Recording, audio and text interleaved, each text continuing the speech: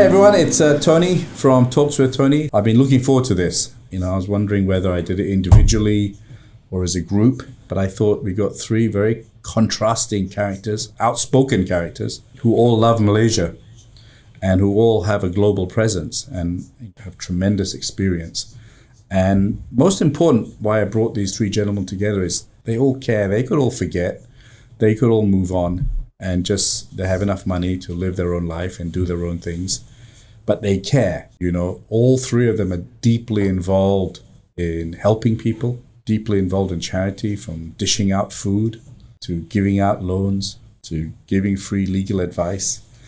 And so this was a part of Malaysia that I wanted to show that there are a lot of people that care and want a better Malaysia. I wanted to talk to them about, the Malaysia they grew up, the Malaysia they hope to see in years to come. And, we're not going to hold back. I hope none of us will be arrested from this show, but, we want to kind of say it as it is. And we don't want to be personal either. We're not going to be talking about individuals and stuff. That's beyond the point. I think all four of us are beyond individuals. We're talking at the big picture. And I mean, two are very close friends, and one is a new friend. Obviously, Nazir Razak is someone I'm very close to, and that's Sri Kalimullah, also a very, very close friend. We've been through so much together. And Chris Leong is a new friend who I've grown to love and respect. And actually, there are many lawyers who have many kind of weird things to say about me, and Chris has patched up some of those relationships. So he is a good lawyer and a friendly lawyer as well. But, I've got Kalimullah's book here. I started reading it. I couldn't put it down. There was so many anecdotal and great stories in there of great people, from Tan Sri Azizan to, Kali's interviews with so many different people. And it really excited me about Malaysia. And it reminded me of when I went to Nazir's father, kind of an event to remember him, and looking at all the amazing Malaysians that had really built Malaysia on stage. And I sat there and thought, where did we go wrong? I mean, amazing civil servants, amazing people in the armed forces, and amazing leaders. And so I hope we'll kind of unpackage some of this today and try and get to understand about what we can do about the future of Malaysia. So a little bit of an introduction. Christopher Leong, born in the outskirts of Ipoh, capital city of Perak. Father was a teacher, mother was a housewife, moved to KL, studied economics at philosophy at Monash, theatre acting and directing, and a member of a band. Wow, lawyers have a life. Managed a rock band in school, flew to the UK 2 weeks before academic year started, hoping to find a law program to join. On his third day in the UK, he walked into the University of Nottingham, law faculty dean's office during lunch, had a chat, and was allowed to sit for the entrance exam. A week later, he received an offer to study law there. He's been the boss, president of the Bar Council, been in the Herald Catholic newspaper, which I used to detest reading when I used to go to St. John's Church, and in his legal pursuit to allow the word Allah and not make it a divisive issue. He's obviously not afraid to stand up to his views. Chris, firstly, what do you think of Nazir Razak and Kalimullah? Oh, I think they're great guys. No, tell us the truth. Right? I know you're a lawyer. Straight away putting me on the spot there, Tony. Thank you very much. Yeah. Very good morning to you as well. Yeah, what do you think of them as friends, as Malaysians, as Well, to be honest with you, I came to know Nazir a few years ago when I was involved with Ideas. Well, I still am involved with Ideas. Tell people what Ideas is. Ideas is it's a independent, non-partisan policy think tank. The acronym IDEA stands for Institute for Democracy and Economic Affairs. And Nazir is a great supporter of Ideas. So I met Nazir then. That was a few years ago, I think, maybe about 6 years ago. And we've been keeping in touch off and on, not much because, Nazir doesn't get in trouble with the law much. So our interaction there is sporadic. That's a wonderful way to describe someone. I'm not his friend because he's not in trouble. So So, and then, a friend for troubled times. That's me. And Kali, I met also, a few years ago, and we spent a lot of time chatting. It was really, really good to chat with Kali, because he's been doing many different things through the many years. So, Chris, what made you be a lawyer? You were in band music. Why did you decide to go into law? Make money? Do some good? Well, no, really. Actually, I got into law by chance. I was about to say by mistake, but actually it's by chance. And it was after I finished my first degree at Monash University. I read philosophy and economics there. And I came back, and my father had wanted me to continue along that line or that same route and do my MBA. This was in the 80s. So MBA was a big thing then, So I was supposed to enroll at the University of Washington in Seattle because my father's elder brother, my uncle was a chief engineer with Boeing, living in Seattle. So I at least had someone to squat with. But I wasn't interested. I didn't want to spend another few years of my life going down a road that I wasn't excited about. So I met a friend of mine who was also at Monash with me, Ravi Navaratnam. His father is Tan Sri Ramon Navaratnam. Yep. So he finished at the same time as me, and he took me out for drinks about 2 weeks before I was supposed to fly off to Seattle to start my MBA. And and he said, Chris, if you're not happy doing it, do something else. So that was a Friday. I thought about it over the weekend. On Monday, I spoke to my dad and said, look, Dad, I think I want to do something else. And I think I want to do law because at Monash University, I was quite active at the various student associations. And that's how I ended up doing law. My father agreed. So, any regrets? Loved it? Yeah, I loved it. Yeah. Absolutely loved it. There we go. Well, we'll talk more about that. My office has put Nazir Razak, veteran banker. You're a veteran, Jay. Veteran banker and investor, founding partner and chairman of ASEAN-focused private equity fund manager Ikhlas Capital. What do you prefer? Ikhlas Capital or all those years, 30 years, I think, in CIMB? What's the difference? Well, it's very different. I mean, Ikhlas, it's small, it's intimate, it's not so consuming. CIMB for 29 years was my life, basically. And, I joined a very small company and, helped it grow. So very, very much almost in my DNA, CIMB. Yeah, have you left it? I know when I was in the music business for 19 years, I was always like, music was my life, right? Music. But when I left. And I kind of, I moved on. I closed that chapter and I moved on to AirAsia, right? Of course, music's still part of my life, but I really kind of moved on. Have you moved on? I think you otherwise. And the patron of the alumni. So I keep in touch with many ex-colleagues, and I do keep in touch with the organization, but I left. The irony is that the way I left made it easy for me to leave. Tell people about that. Basically, the new government came in, and then this thing called a CEP decided that many of us should go. So they told me to. They asked me to step down, which I did. And as I reflect back on it, actually, the fact that I didn't leave the people or the organization out of my own accord made it somewhat easier.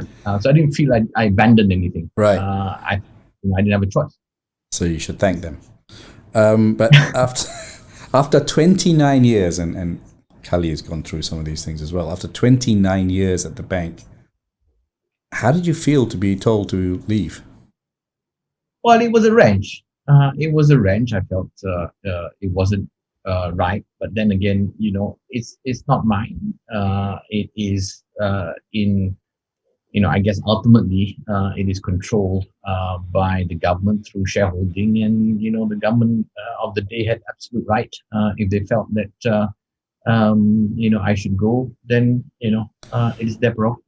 Yeah, Kali, just talking on that point, and of course I'll introduce you formally, but just to on that point, do you think Malaysia is caught up in revenge and people change governments, and new people come in, and you maybe in some countries you're able to speak to all the politicians, and it doesn't matter, But here it seems very parochial, and you're either this camp or this camp or this camp. Why do you think that is? Is it we're feudal, or is that going to change? What was your view when Nazir was asked to leave from CIMB after 29 years? And look, of course he's my friend, but he did do an amazing job in building a global franchise, etc. Do you think we need time to mature, or is this part of growing up, or will we always be like this? Well, I mean, if you look back at our country's history, it's always been like that. From the time of independence, like in the mid-60s, Aziz Ishak, and then in the 70s, there was the arrest of Dola Kotlanas, Dola Majid, Samani Amin, Samad Ismail. So whenever there's a change in leadership, there will be some Asian provocateurs and all that. But the scale of revenge, and I've not seen except over the last decade. Yeah, it's like a scorched earth policy. Anyone just remotely linked and it was almost like the French Revolution. Yeah. Jay being the icing, having someone who built this amazing franchise. Correct. Maybe the name, maybe whatever. It just seemed a little bit weird. Yeah. Do you think it was right? Of course, it's not right. I mean, you have come to a stage today, I think, where you're scraping the bottom of the barrel to find people to replace those who are there. You remove J. Razak, and then you put Nazir there. Okay, fine. I mean, good man. But you can see that in a lot of the GLCs today, nobody wants to join because they see that, I don't know how long this government is going to last and what's going to happen to me, because if I'm 50 years old, where am I going to go? I mean, a case in point, maybe I shouldn't mention it, but like in Khazanah, they were looking high and low for someone to replace Sharil when he decided to retire. I'm sure Amirul is a good guy, but I know there were people who just said, don't consider me, then they turned down the job, right? So you're coming to the stage where a lot of good people are sitting outside because they're politically unacceptable. Even the guys who go in there, I'm sure there is hesitancy because they're not sure, am I going to last the next regime or not? Two really good points, but just before I go, Kali Mullah, old boy of, I pronounce it, Paiket Methodist School and the Methodist Boys School. Great to see a Muslim going to a Methodist boys' school. Those were the days. I think Nazir Razak went to St. John's as well. So these were times where we were all together, actually. Amazing journalist. I mean, really, you are one of the best. I'm not just saying that because you're in front of me.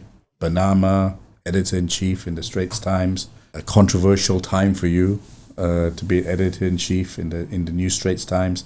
Made the newspaper not just from an editor, but you tried to change the look and feel of the Straits Times, even shrinking the size. And then became a banker as well, which is the part of your career that you've enjoyed the most. Oh, of course, being in the press, that's something I knew how to do. Banking is not my area. Did you compete with Nazir Razak at a point? I don't think so. I think they were way ahead of the field. But you got our IPO. That's because you didn't like Jay at that time. That's honest truth in front of a lawyer. He was winning everything. Thought he was arrogant. He's much more humbler. Someone said you've humbled Nazir Razak. He's a humbler man. So I was flattered to see you kept referring to me as your friend in this book. And you love to do good, Kali. You love to do good. I think, honestly, of everything you do, the happiest I see you is whether you're helping poor people, giving out food. You get very excited. You really want to help. That's you, and and in the same way, that's Jay, and the same way that's Chris, and that's why I brought you all together, because I think all of you who've had very successful careers, when it comes to helping the common man, whether it's the Catholic Herald fighting for Allah, or whether it's someone needing financial advice and giving a loan, or just helping people with food, is always there. I know Jay's involved in campaigns to get computers out to the masses, and we'll talk about philanthropy in a second and how you think that should be developed here. But Kali, you're kind of not far from where Chris was born. And going back to Jay's point on saying 30%, I'll bring that up later on Sharia and having non-Muslim people in Sharia companies. Did you ever think it was weird for a Muslim boy to go to a Methodist school and taught by brothers? Has it changed your religious beliefs? Not at my time. I even went for chapel classes. We sang the hymns and everything, right? It didn't affect my faith. I remain a Muslim and I excel in Islamic religious classes as well. So, but it got me to appreciate, or not appreciate, maybe to learn to live with other faiths and other races, right? And we are still friends 50 years later because we have our own Telegram chat group, about 92 now. About 10 or 11 have passed away. And we are on the chat every day. So that friendship of 50 years ago has remained until today. I know. Why has it changed? I mean, I don't know. I don't know whether anybody has got the answers, but I would put a lot of the blame on the politicians. They are the ones who have, incited the suspicions. And in the early days when we were growing up, it was independent country and newly independent, and we wanted to. I suppose we all needed to survive. We were all not rich. We were poor people. We got along very well. But along the way, it started changing. When exactly, I do not know. But to me, if you ask me, the golden years, much as I don't like his politics, but it was during Mahathir's time. Maybe it was because of the prosperity, which at that time when everybody was got along very well and all that. But I think those years, the racial relations were much, much better than they are today. If you look at the four of us, and I can safely say this, none of us think about race, creed, color in our friends or who we meet and who we talk. None of us, all four of us. Why is that, and why has it become like that? Jay, any thoughts? You were attacked by having too many Chinese in CIMB, if I remember correctly. I'd make a couple of points. One is, diversity. We're human beings. We are naturally tribal, and diversity or appreciation of diversity is something you need to work at. It doesn't come naturally. We're instinctively, more comfortable within our own. And I've seen it from both sides. Being majority and minority. When I joined CIMB, I was the diversity person. I was the only Malay in the more or less the whole staff department. And it were you was, ostracized? Sometimes they didn't invite me to lunch depending on what was on the menu. But we worked at it, and I think we all got along really well. And over time, I think I managed to change the attitude towards hiring Malays. Right, and even even at school in boarding school in England, I was the only foreigner in the whole place, right? So I've seen it from that side, and of course being on the side, but all the time I think that we need to work at it. Yeah. So politicians, policies, etc., need to acknowledge the challenge of diversity, and you need to do the right things to overcome it. On Kali's point about politicians, I agree, but politicians respond to incentives of the political system, and I think we should get to what needs to be done to change the incentives so that politics is more about bringing people together rather than rewarding people who divide us. Yeah, we'll come to that actually. So we've talked about, and I'm going to get stuck into the economic side. We've talked about diversity. Chris, is your law firm diverse? Do you think about it when you hire someone? I don't. Of course, we have... Is the legal profession diverse? There seems to be a lot of Indian lawyers. Yeah, it's not. I mean, I think Indian lawyers minority, but maybe they're just the loudest. So there are lots of them. Yeah. But the legal profession is definitely diverse. I mean, in terms of ethnicity, race. Chris, can I stop you very quickly? Why is there a Malay Legal Association and Association of Chinese Chamber of Commerce, Malay Chamber of Commerce, Indian, Chinese? I set up something for the Director General to meet all these commerces, and I sat there and I thought, why do we have... And then there's a national one. Even in business, we're segregated. And I've seen in the legal field... And I'm very liberal, right? I'm maybe too liberal in some aspects. I sit there and say there's Association of Bumiputra lawyers, and I haven't seen a Chinese lawyers one or whatever, but why is that, Chris? Why do we even, when it's not even mandated to do gravitate? I mean, Jay's point of tribalism is true, but you've just said lawyers are diverse. Why is there a Bumiputra Law Association and others? Okay, I can't say with authority as to the reason why these other law organizations have cropped up in Malaysia. The only one that is recognized officially in law is, of course, the Malaysian Bar and the Bar Council, being its management board. That's by legislation. But I can recall some time ago, and I think this was maybe in the late 70s, I think it was in the early 80s. Well, thereabouts, the Muslim Lawyers Association came about, and I think that was started by Zaid Ibrahim at that time. I could be wrong, but my memory serves me correctly. It was started by him.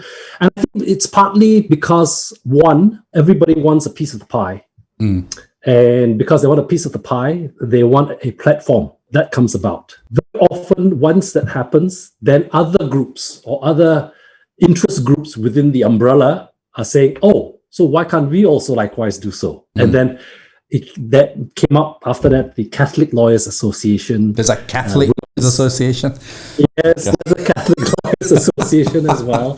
There's the Women's Lawyers Association, and so forth. You might even think that at some point there will be a Young Lawyers Association set up formally, aside. So I think it is about wanting a piece of the pie, and more importantly, in this day and age, having a platform. So, Kali, I ask you this question as someone who's seen the press, and Jay, if you can comment. I was sat there and actually confused. A lot of businessmen talk about diversity and, anti-Bumiputra policies, etc. And, both of you have also blamed politicians, but we're also at fault, right? Why is there a Chinese Chamber of Commerce and a Malay Chamber of Commerce and an Indian Chamber of Commerce, in your view, Kali? And is that good for Malaysia? Should they be trying to set an example by creating a Malaysian Chamber of Commerce? I think they should, but even I think when we talk about diversity in business, right, we always refer to one CIMB. I think that's Jay's legacy, and also AirAsia. But if you look at the Chinese family business, right, the appointment of a Jalil Rashid is such a great deal, right? And everybody predicts that he will not last. Is that because of Vincent or because he's Jalil Rashid? No, it's just because there is a family-owned control company, right? Yeah. If you look, if you said when an Indian control company, you walk into the office, 80% is Indians. Yeah. So it depends a lot on the attitude and outlook of the leadership. The leadership, yeah. That was my point. Yeah. And that's why I brought it up. And this is not prepared, by the way, ladies and gentlemen. The point is that the leader, we sit here and we blame politicians, but then look at ourselves in the mirror. Look at your own organizations. Yeah. Right? And I think you made a very good point. And maybe you can extend that point a bit because you're closer to that. And Jay is an example of a GLC, even tougher, of Malaysianizing it completely, right? So it is the leadership. But as we talked about, I just want all the listeners to say, it's not just the politicians. It's a lot to do with everyone in Malaysia that have continued this segregation bit. Either you want to break it or you want to do it. ECM Libra was also very multiracial as well, right? So, it's not just the politicians. It's all of us, and it goes back to Jay's point of tribalism, what we feel more comfortable with, and that we have to work at it, which is what I wanted to kind of highlight, right? So Jay, when you were working at it, was it conscious or was it just a meritocracy? Or tell us your story, because I come into AirAsia, we're not a GLC, we're kind of under the radar. We just do what we think is right. Harder when it's not your bank and it's a GLC, etc. Tell us how you did it so that other Malaysians may lead. And Kali, I want you to talk a little bit about Jalil Rashid and what was Malaysians feeling about it later after this. Jay, fire away. I think, we all have multiple identities, and I think it's okay that, we have, clubs based on our different identities, be it Muslims or ethnicity or CIMB alumni, or what are the common factors that bring us together, and we have a club. So, yeah, what is more important is that as a whole, we are building the Malaysian nation, and it's going to take many years. But unfortunately, when I reflect over the past 20 years or whatever, we have been going the other way. The Malaysian nation project actually has been reversed, in my view, over the last 20 years or so, and we can talk about the reasons for that. And again, at CIMB, it's not about telling people you're not Chinese or not Malay, but it was about making sure that everybody acknowledges the importance of diversity. And diversity, to practice diversity, sometimes you have to go against meritocracy, right? I would actually have to insist that teams are diverse. And what happens when a team is diverse? It means you have to maybe undermine meritocracy, because someone else may have deserved a promotion, but we need a female, we need another ethnic group, we need someone of a different age to form the team. So therefore, then promotion is not just about pure merit. So I think, whenever we talk about meritocracy, we have to also manage that conversation, right? That in the end of the day, we want to leverage diversity. For God's sakes, Malaysia is so lucky to have this diversity, right? We should make it our strength. And by that, we have to nurture it. Instead, what we're doing is we're using it to pit us against one another. Yeah, I love that comment. I mean, that's the theme that I wanted to handle.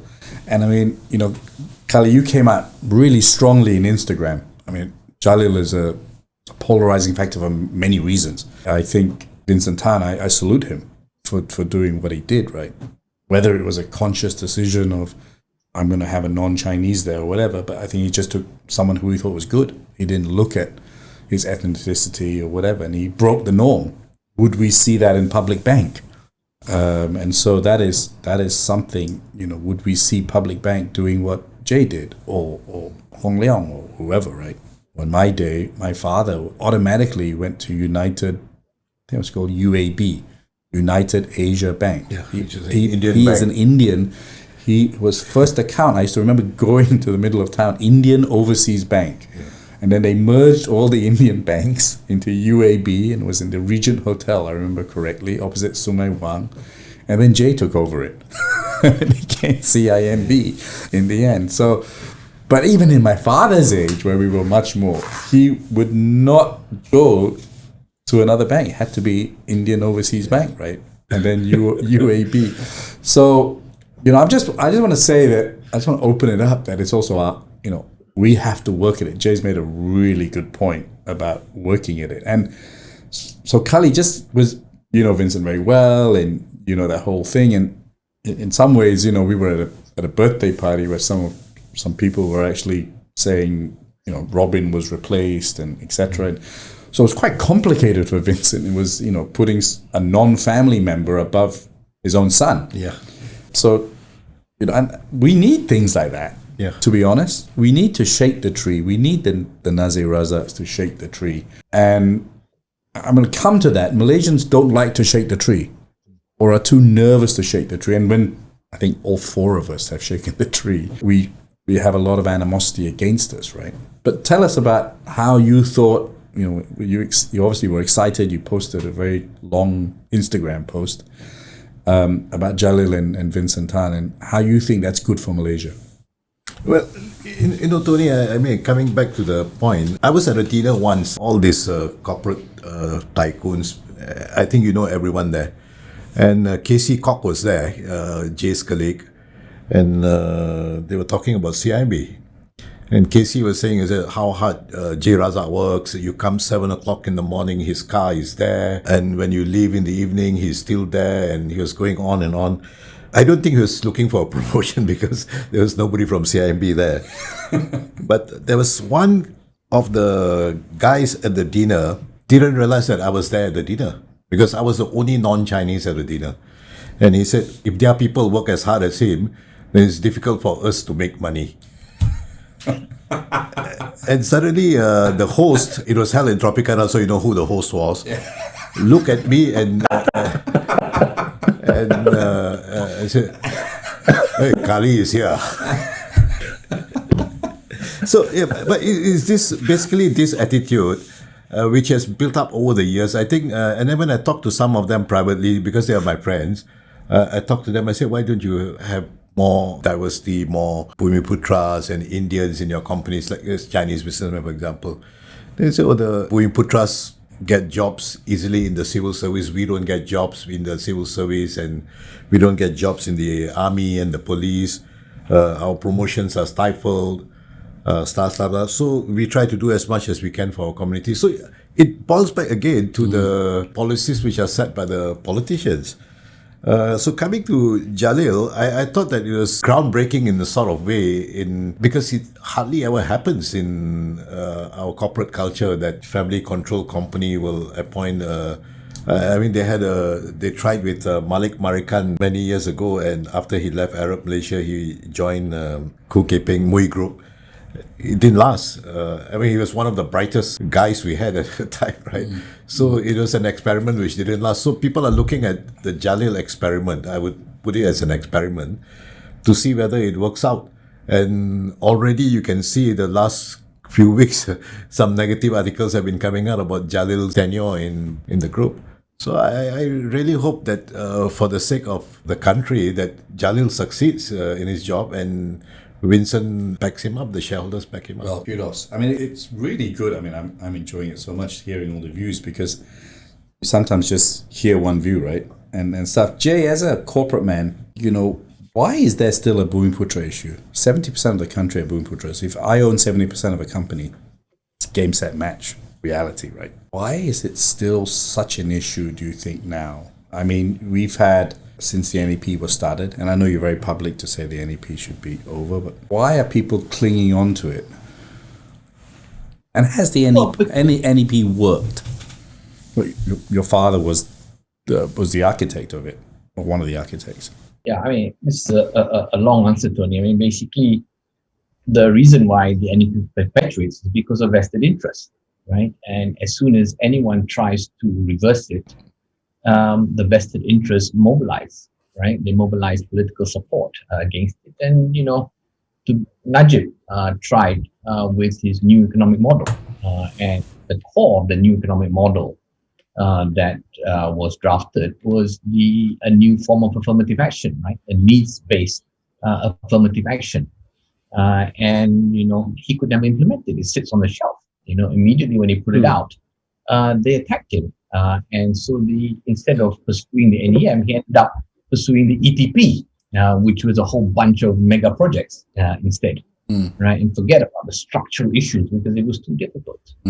Now, if we look back on the NEP, I think it's a misunderstood policy in a sense that today's generation of Malaysians see it as an affirmative action and unfair policy. And you can understand why they look at it that way. But at the time, we were killing each other. We needed a policy to rebalance the economy with different ethnic groups. And Tun Razak and Tun Ismail articulated it as something we need to do in order to create the foundations of national unity, in order to create the foundations of building a nation of Malaysians.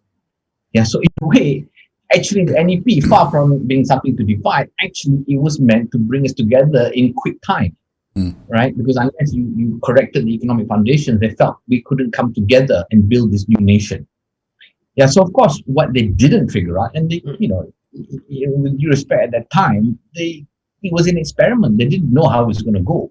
It hadn't been tried in any other country. It was an experiment, and unfortunately, it had a lot of side effects. And then one side effect was it's very difficult to unwind. So of course, they said it was only going to be for 20 years, and it couldn't be unwound. There's so much vested interest built up, they couldn't unwind it. And after 20 years, if not earlier, then the side effects, the negative side effects kind of dominated, right? As opposed to the positives about building middle-class Malays, bringing more Malays out of poverty, creating diversity in businesses and so on. All those positives actually were kind of drowned out by the negatives. Yeah. Jay, you are kind of referred to, your family is kind of the Kennedys of Malaysia. Father was Prime Minister, brother was Prime Minister, cousin or your uncle also Prime Minister. What was it like growing up? Very different from Kali and outskirts of Perak or Ipoh? It was different. It was, I suppose, but my father realized that it was dangerously different. So at 13, we got packed up. Yeah. So at 13, with my suitcase, I arrived at a boarding school in England, and nobody gave a damn about my surname. In fact, it went the other way, which is I was the only Asian in the whole boarding house. Yeah. So you kind of get beaten up that way, and for the first and until when I started at Oundle, and then until I came back, the Razak name only meant anything at the Association, Malaysian and Singapore Students Association. Apart from that, there was nothing. And then, of course, when I came back, then I had to navigate the surname again. Yeah. I always tell people that, I cannot make first impressions on people. People always have an impression already. Yeah. So I'm always trying to set a second impression. Yeah. And that is driven by their first impression. Yeah. I think, Jay, I was trying to also say that, it was rumored or written or somewhere I read that, you and your brothers wanted a swimming pool in your house. Your father was very ostentatious and felt it was wrong. It was not right for you to have any luxury benefits. And, Kali obviously is very close to our former Prime Minister as well, Prime Minister Badawi, who was also a very frugal man. Tell us about that, about your dad's, his beliefs and his obviously his upbringing. I always say the mark of a father is how the children turn out. The mark of a man, actually, is how your children turn out. A while ago in Korea, I had national news when I said something in Tony Fernandes style about the daughter in Korean Air turned the plane round, and because of the peanuts. And my comment was all over the national news. And of course, they interviewed me and they said, what would you do if your daughter and son did that on your aircraft? I said, they just wouldn't do it. I mean, it would never happen. My kids queue, they don't have any privileges in AirAsia. And I see your kids also, and I see Kali's kids. So a slight digression, but frugality and materiality is kind of thrown out the window sometimes here in Malaysia. But just to explain to the audience that you didn't have a silver spoon in your mouth. I mean, you definitely had a bit of a nicer spoon than Kali and Chris, but it wasn't the silver spoon. And I think that's important for a leader. And I think your father and Patla and Husinon epitomized, really kind of great leadership. But tell us more. And you're very proud of your father. You're very proud of him, and you really fight for that name and fight for him to be known in the right way. So let us know. I mean, that generation, as I think back, really had a mission, which was to build a nation. And they knew they were writing the rules, and they had to, set the standard, leadership by example. And, my father was very particular about using government money, even when he used to travel. I remember there was once in Switzerland, he actually saw the price of the hotel, and he moved the whole entourage to a 3-star hotel instead. And whenever he took allowances for travel, whenever there was a few ringgit balance, he would make sure that he returned it. I mean, but it was an overall context of a mission of building the nation and doing the right things by that mission. Unfortunately, over the years, I think our political leaders have lost that sense of a mission. I think the mission became, we want to be in power first. That was the mission. And everything else comes after. So that's, I think, the big contrast. Yeah. And for me, what that meant, people look at it very differently, and I would never say I didn't have a privileged background. But when I started work, what really motivated me most of all was, one, I had a very comfortable lifestyle living with my mother. Two, I actually saw the inheritance or lack of it that I got from my father, and I panicked. And I realized I'd have to have a very good career in order to maintain the lifestyle that I was accustomed to. There you go. Chris, where does Tun Mahathir sit in that? Just taking the conversation just now being had, it just occurred to me that actually, I think I am a benefactor of what Jay just said. As in, people of my father's generation, Jay's generation, they were into nation building. because they were the adults that were adults when we gained independence, and their focus was therefore nation building. I suspect that Mahathir is of that generation, bearing in mind he's 95 now, and what they came up with and what Jay's father's government or the NOC at the time came up with was not only the NEP, which you mentioned. A lot of people forget they also came up with the Rukun Negara. And that was very important because, as you said, they had to come up with a national economic plan because people were killing each other. But they also came up with the Rukun Negara for the same reason. And I think I was a benefactor of that because in 1970, when the Rukun Negara came about, I was in school. And I was in La Salle primary school in Petaling Jaya, and then I progressed to the secondary school, which was just next door. Just like Jay, it is a Lasallian school. I do not recall, although I do not discount it, I do not recall that at morning assembly we said prayers. But I do recall very clearly that we recited the Rukun Negara at morning assembly. And I remember our school textbooks, the brown covered ones, on the inside cover or on the back, the Rukun Negara is set out.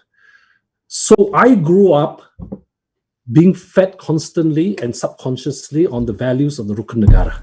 And the Rukun Negara was specifically set out to unite Malaysians. Is it time to bring it back? I mean, I know it's still there, but no one talks about it anymore. Correct. So I think in the 80s, sometime, it just got lost by the wayside. I don't see it in schools today. Certainly not as part of a repetitive message. And that could explain why, as the conversation indicated earlier, we seem to be a little bit more polarized now, to the point where Jay has said he has to make a conscious effort to dial down the meritocracy in order to have diversity. So I'm thinking, yeah, you're right, Tony. We don't have to reinvent the wheel. Yes. The Rukun Negara is there. Correct. You want to talk about our forefathers unity, set it up. And set it up. That's what I was coming to. Can you tell us some of the Rukun Negara? I don't want to spend so long on it, but just give us some of that flavor, because most of this audience don't even know what the Rukun Negara is. Okay, so a lot of people think that the most important part of the Rukun Negara is in the 5 values of the 5 principles, namely belief in God, loyalty to king and country, supremacy of the constitution, the rule of law, and then good behavior, courtesy, and morality. But actually, to my mind, equally important is the preamble to the Rukun Negara, which is often left out, because the preamble sets out the rationale for these 5 principles. And if I may, it just says, and I took this from the Department of National Unity and Integration, Prime Minister's Department, and it says this, the preamble: indeed, our country, Malaysia, aspires to achieving a greater unity for all her peoples, maintaining a democratic way of life, 2, creating a just society in which the wealth of the nation shall be equitably shared, 3, ensuring a liberal approach to her rich and diverse cultural traditions, like, for example, embracing the Kelantanese culture, and building a progressive society which shall be oriented to modern science and technology. That's the preamble. And then after the preamble, it says, therefore, we, the people of Malaysia, pledge our united efforts to attain these ends, guided by these principles, and then the belief in God and so forth. Yeah. A lot of people forget the preamble. So if you just recite the 5 principles, you're not reciting it in relation to the objectives. The objectives are in the preamble. Yeah. So no need to reinvent the wheel. Exactly. I mean, that's what I was going to come to. Liberal is a bad word now, isn't it? Yes. Certainly one minister feels that. Stop there. Kali, I want to come back to economy, but I'm just going to leave the third chunk of, and Chris is, again, ladies and gentlemen, we didn't rehearse any of this.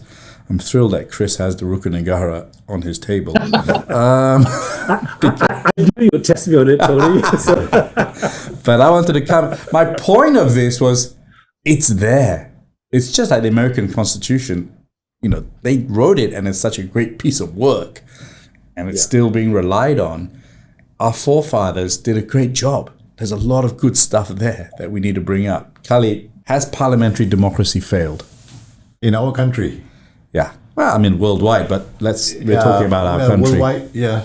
Well, I mean, you can see all the upheavals throughout the world in the last 10 years. And then I think, but in our country, they have used it to justify a lot of the things that they want. They have used the majority numbers to justify a lot of things that they have done.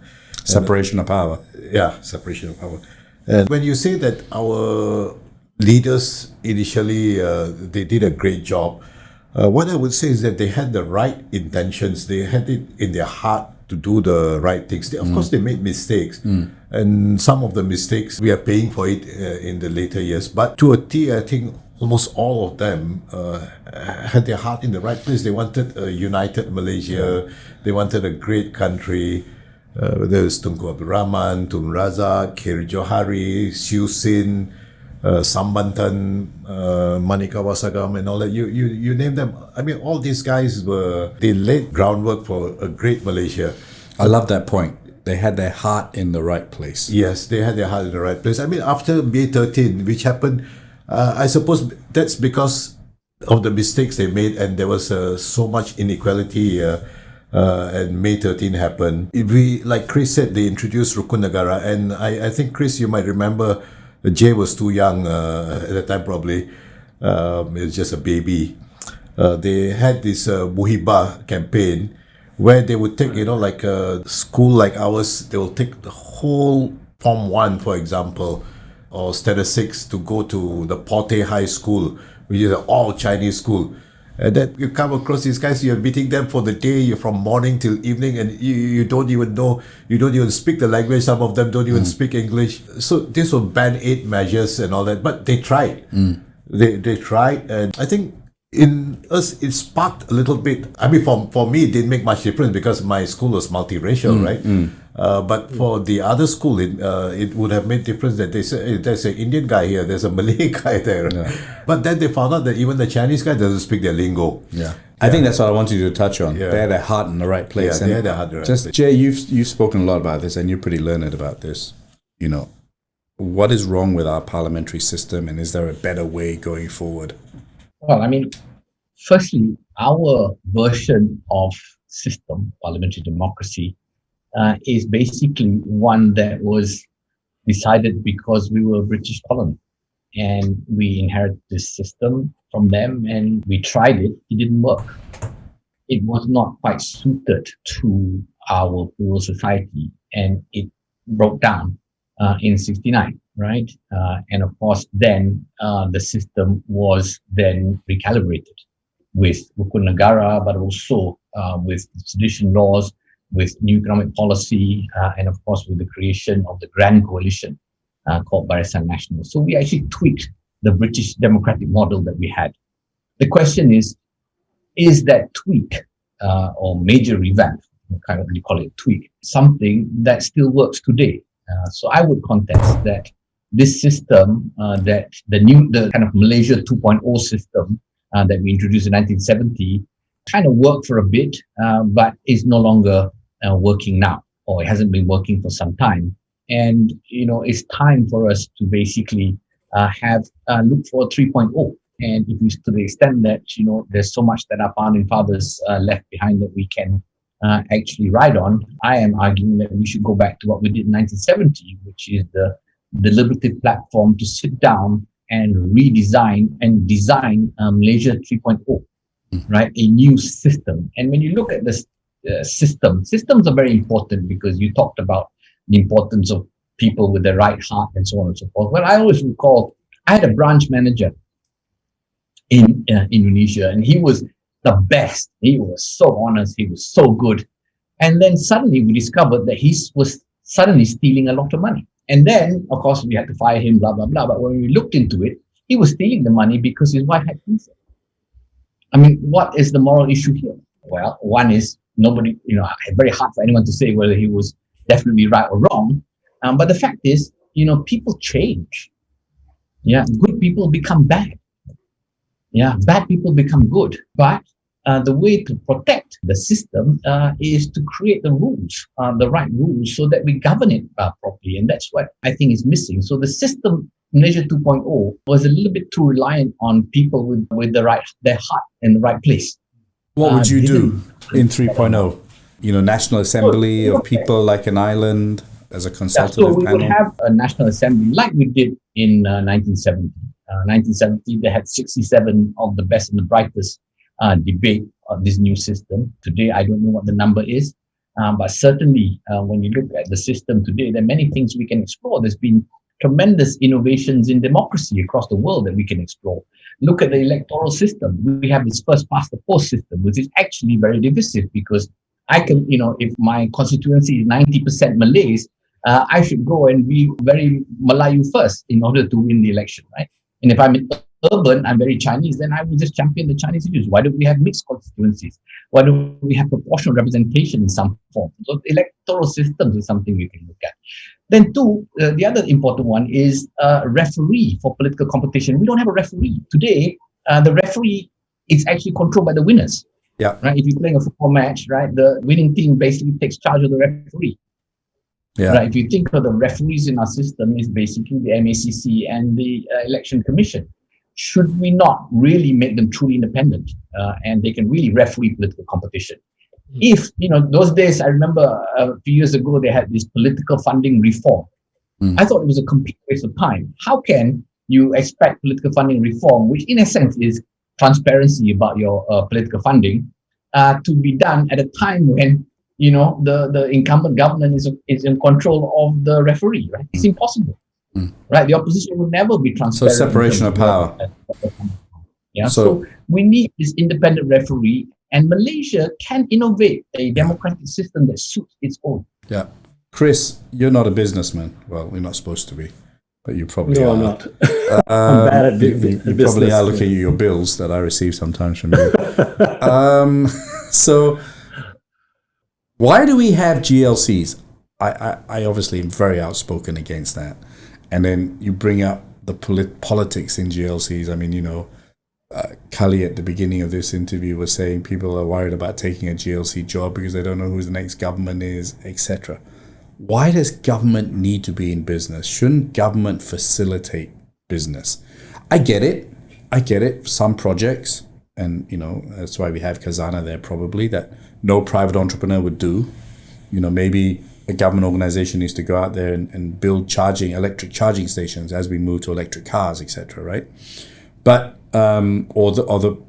send someone to the moon, etc.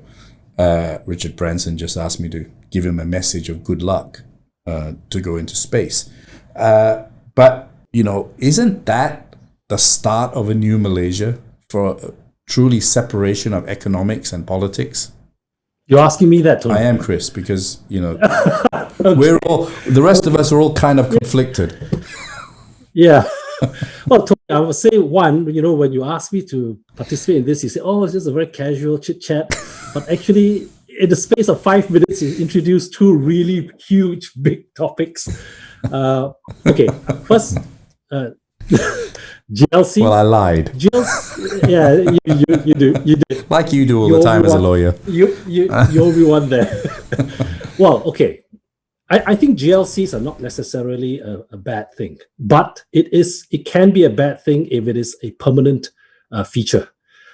Because to my mind, GLCs are meant to be what they call social equalizers, social builders, almost like cooperatives, but at a national level. And once they have achieved that aim, and you should no longer have GLCs. I mean, I come from ideas, and we go for small government, a big economy, and therefore, government should not be in business, and it should not be competing with its businesses. So I agree there, but like I said, there is a time and place for GLCs. Yeah. The trick is in recognizing it and having the discipline to say, okay, So here's the trend that's been having throughout this conversation, that institutions, rules, NEPs, policies, whatever, have supposedly to be brought in just for a specific reason, and a specific time and a specific duration. But Malaysia has, in some ways, continued them and grown them. So that's a theme from this conversation, that we're saying maybe we should relook at all of these in Malaysia 3.0. So our parliament, our democratic system, that Jay has brought out about proportional representation. And actually the theme is, from what I'm getting, is everything is set against diversity, right? Vincent Tan hiring a non-Chinese, a GLC taking an Indian to lead Telekom Malaysia, right? Parliamentary constituencies being put into, being redrawn so all the Malays are together. Hanayo's seat is, or Teresa Kok has like 90% Chinese and she wins with a 90% majority. Everything is set against people like us who want a united Malaysia. Everything. It was the cards are stacked against us, right? We even have the Association of Catholic Lawyers. Now, then again, that's fine. We can all have our little clubs, right? There's nothing wrong in that. That isn't being divisive. But everything I've heard of in this conversation stacks against, the four of us. We believe in this united Malaysia. We really do. All of us really do. But the cards are really stacked against us from everything I've heard, right? From GLCs, from helping, rightly or wrongly, I don't get into the civil service and the army, so I'm going to help my community. The Indian guy says, Chinese companies don't hire me, I can't get in the civil service, so I've got to help my companies, right? And so it's all around that, right? And the rules are there. So let's look into a crystal ball. Can this ever change? Are we dreamers? Can this ever change, Kali? Well, I think in our generation is very tough because a lot of things are... Do we have hope in the new generation? New generation of leaders, corporate leaders, lawyers. Are they worse than us or are they better than us? I think, us being... I'm not sure what generation any of us are in anymore. Honestly, I think that they've been molded by the system, and I think it's going to be a tough battle to change the thing. As I grow older, I grow more pessimistic. I hope, I really hope I'm wrong. Jay, you mix along with the youth, even though you are tua. We both feel young. Actually, Kali, you didn't answer. Can Malaysia change? Or are we on this path of are we going to be divisive for the rest of time immemorial? Look, Tony, I still maintain, I think, you need leadership to change. You need strong leadership. You need principled leadership. And where is that leadership going to come from? In this country, it's focused on the political leadership, which is the Prime Minister. Even during last time, I disagreed with some of the things that were happening there. And I still remember this conversation I had with him in his house when he was Prime Minister. I said to him, sir, if you do this thing and you lose the 2008 elections, I said, it'll be all right because you have left a legacy of doing the right thing. I said, but if you do not do that and you go ahead, your legacy will be in the bin, right? Unfortunately, there were too many other forces, and we all know how that turned out. So we still do not have that kind of leadership in this country. And I can ask you, do you see any in this present crop of... Yeah, I'm a bit more optimistic. I'm going to ask Jay, actually. Jay, do you think that the future leaders, Khairi Jamaluddin, Syed Sadiq, Fahmi Fadil, the future corporate captains, Morvin Tan, NASA, the future lawyers, I don't know who they are, but do we... I've just been seeing the same lawyers for 30 years. That's another profession that doesn't promote youth. But Jay, are you a little bit... And I'm not just talking about political leaders. I have a little bit of hope, to be honest. Maybe I'm ever the optimist, and I've unfortunately been proven wrong by Kali many times. But Kali's more pessimistic. Your view, Jay? Well, firstly, I'd like to say that our generation let the country down. I think we all jumped into business and whatever and let the previous generation continue running the country and continue running the country and continue running the country. And today we need to jump into the next generation. I'm optimistic. I think, I know some of those names that you mentioned, and I think, their heart's in the right place, it seems, and I think they're all grown up different to us, and their value system seems to be different from us. I think many of us were caught up in the Friedman type of dogma, right? They're a lot more balanced and a lot more caring.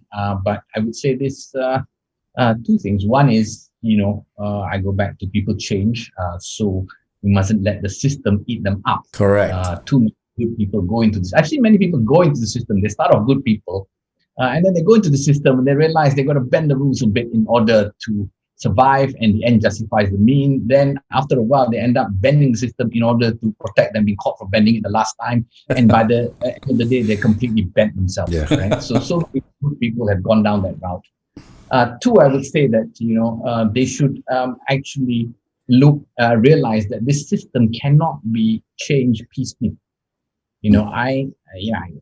I may be wrong, but I've thought about it long and hard, I think, and Kali may know better. I mean, he certainly has longer memory than me, has seen much more than me. But from my perspective, I think that in the end of the day, the country is run by this, which I've said before, this three-headed monster. This monster's heads are: one is identity politics, two is money politics, and three is centralization of power. And it's all intertwined. And if you chop off just one head, right, the other two are still around and the head will grow back. Like the Hydra. Yeah. Like the Hydra. So we need to chop all three together. And that's why I keep saying the only way that we're going to deal with this is that we really sit down and overhaul this whole thing. So are you advocating Tun Mahathir's kind of Mageran and NOC? Is it time to switch off democracy? We need to go offline. I think the present government or whatever government can stay, it doesn't really matter. The country needs to be managed. But at the same time, we need to go offline, get the good and the great to sit down and redesign, and then bring it back to parliament or whatever, and table it and say, look, in order for us to move forward, given the fourth industrial revolution, etc., this is what we need to do. Why doesn't a leader want to do that, Kali? Isn't that a great legacy? Why doesn't a leader say, look, sit back. We know the system's broken. We know there are lots of issues. Why don't they want to say, let's get the great and good together. Let's try and see whether we can reinvent the system. Why do you think that's the issue? Like Jay said, people go in there, they think they bend the rules a bit and they keep on bending until they are part of the system. But if you're coming, and our leaders are all fairly old, don't they want to do something good? They know they're not going to be prime ministers for 20 years or 30 years or 40 years. I mean, our last leader was 90 plus, and Najib may not have been that old, but he's on the older side. Don't they want to leave a legacy? Tony, I think that's what amazes me. I think you look at the situation we are in today because of the COVID, right? The day before yesterday, my fish supplier came to see me, and he was telling me that he went to Kerinci, which is Bangsa, 260 white flags.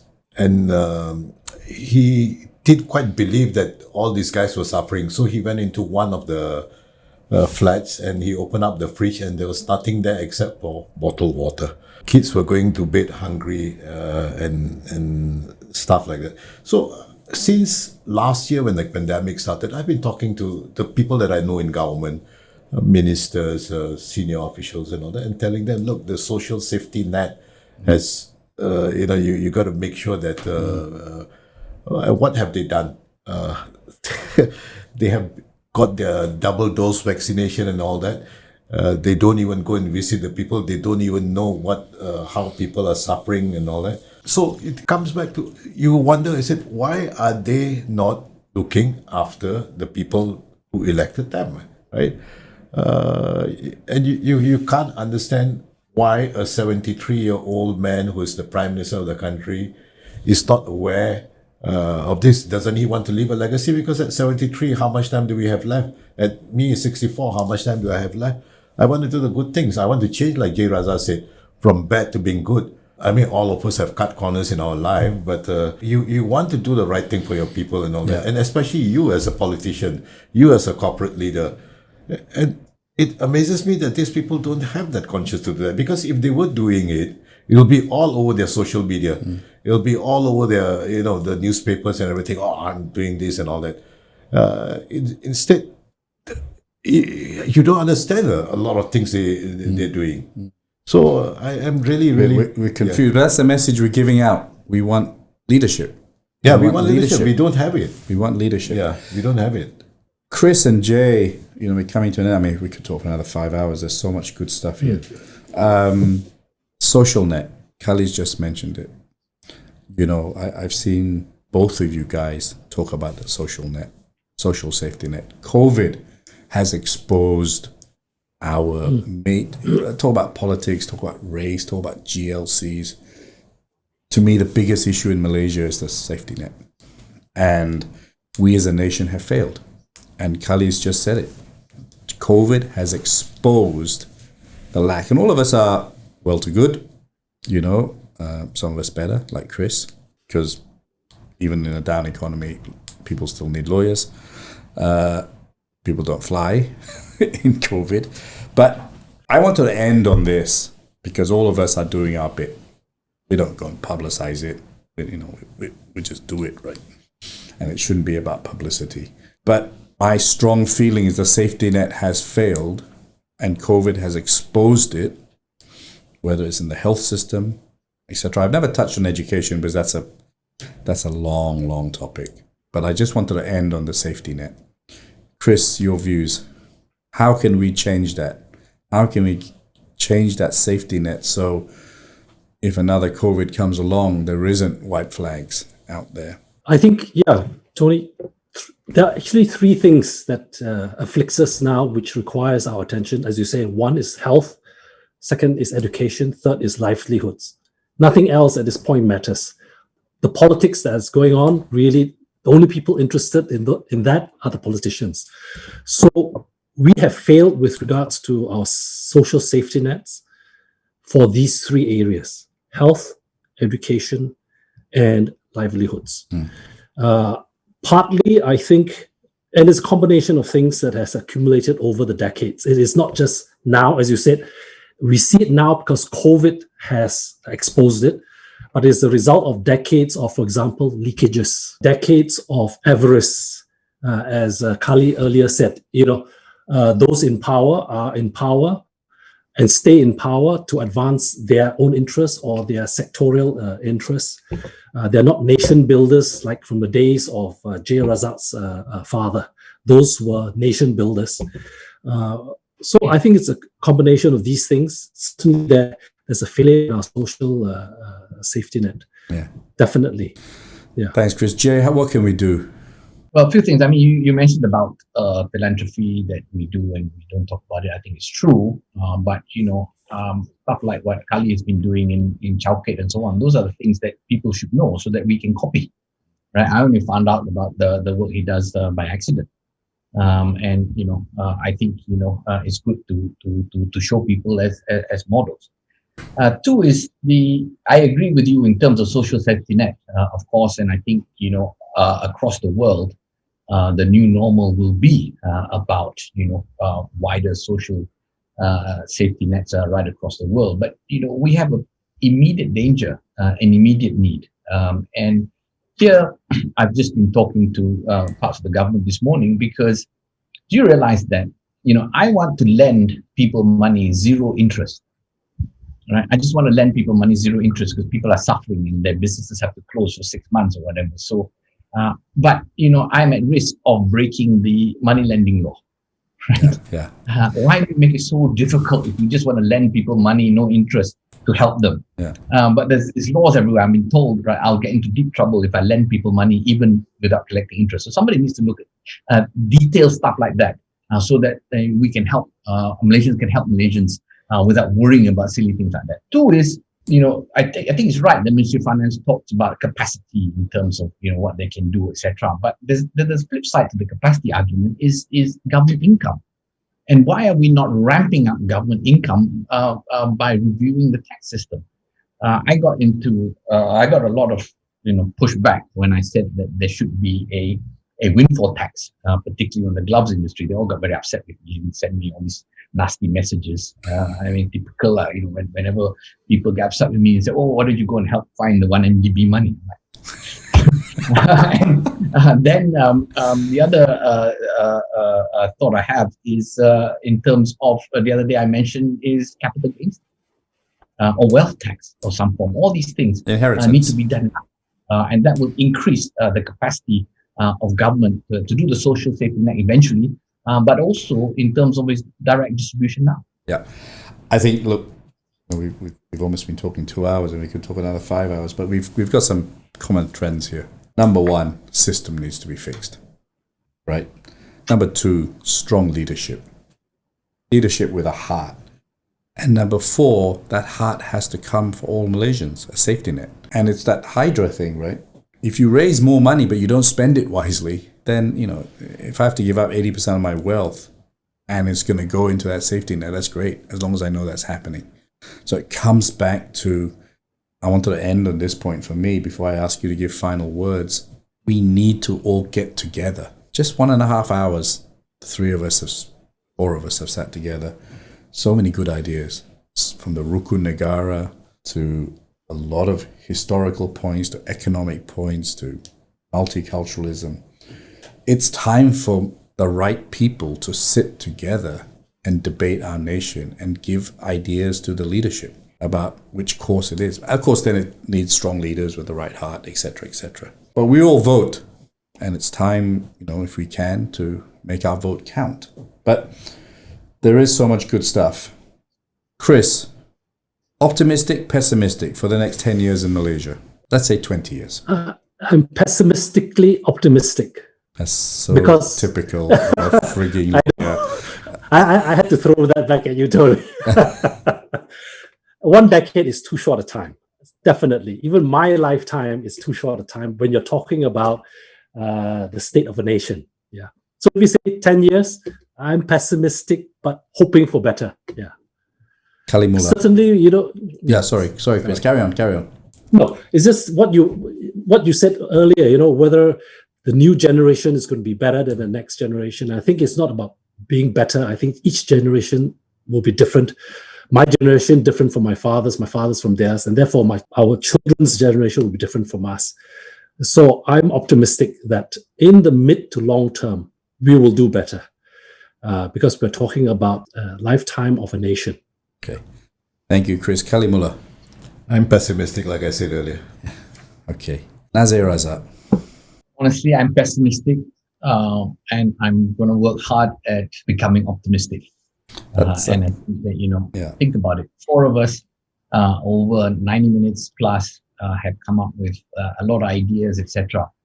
Multiply this maybe by 10, 40 of us, and a much more diverse group of us, and think what we could possibly achieve. And I just want to leave with one comment, which is that I think, Kali is absolutely right. Leadership is important. And in doing this, we cannot get that leadership from the political platform. Why don't we get it from the royal platform? Okay. That was that shut me up for a bit. And Nazir Razak is advocating a monarchy, absolute monarchy system. We're going to be like Brunei. Just to set up the deliberative platform. It can report to Parliament, but the monarchy should set it up. Okay. All right. Look, I've really enjoyed it. I didn't know what I was going to come into. I didn't know Chris that well. I mean, Chris, we're lucky to have you. You're a smart Malaysian. You have a sense of humor as well, which is rare for a lawyer. You're mistaking me for an accountant. Oh, no.